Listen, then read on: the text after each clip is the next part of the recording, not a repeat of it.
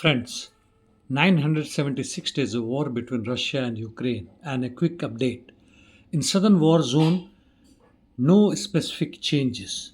In eastern Marinka Kurakhov sector, after Ugledar, Russians have been advancing quite fast towards Elizaveta from Katerinivka direction.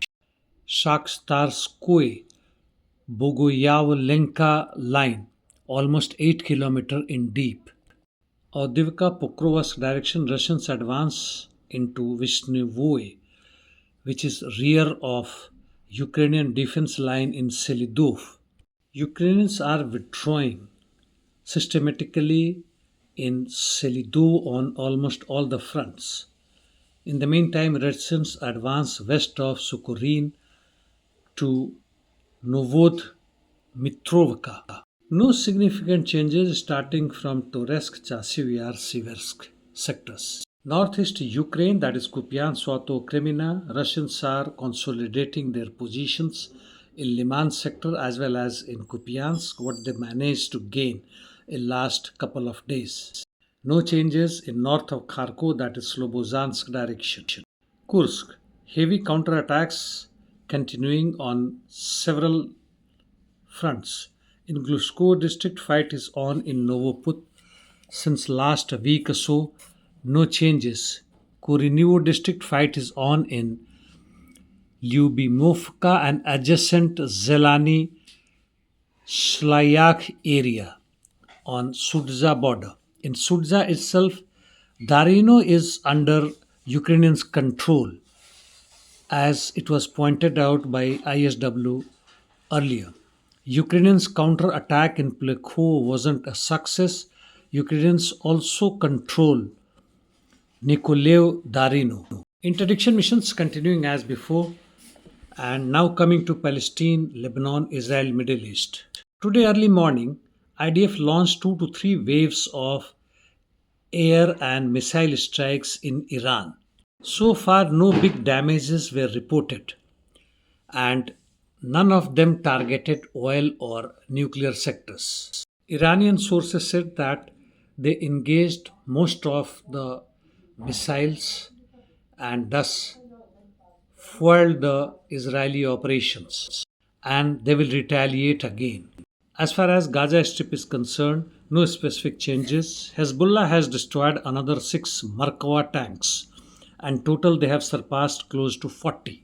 In the meantime, Israel has said that the ground offensive in Lebanon is coming to a final stage and will end it within a week. And this is after huge losses, including their armored vehicles as well as troops. Israeli Air Force also targeted Syrian radar sites before attacking Iran.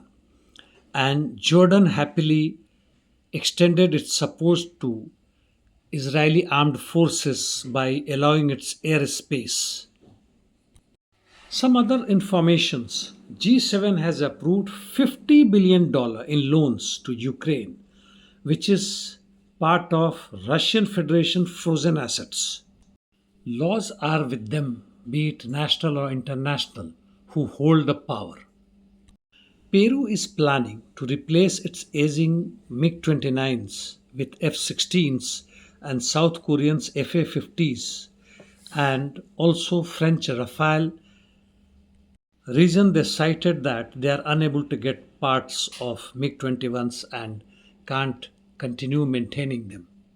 Kazakhstan has said that the agreement on status of CSTO, that is Collective Security Treaty Organization, need to be changed or amended as per the latest geopolitical situation.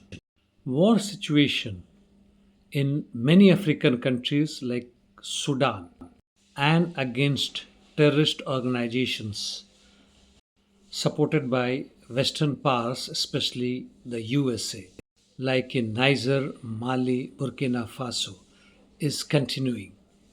Many parts of the world also witness that, like in Myanmar, many Latin American countries, Though recently it seems that mass protests have become very thin and slow, but it is not so. The mass anger is brewing up. It's just the time. Well, that's all for the day, friends. Thank you.